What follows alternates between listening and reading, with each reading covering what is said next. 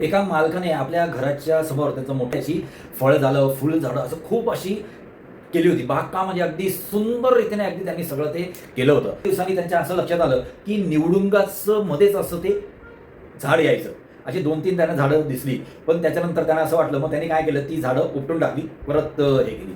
पण आणखी काही दिवसानंतर परत निवडुंगाचं झाड आलं, परत ती त्यांची त्याला तोडायला लागली. असं बागकाम करणारे जे तज्ञ होते, त्यांनी त्यांना विचारलं, त्यांनी त्यांना सांगितलं, की "बाबा ही एवढी मी छान बाग केलेली आहे आणि त्याच्यामध्ये निवडुंग सारखं येत आहे. तर मला काय करावं?"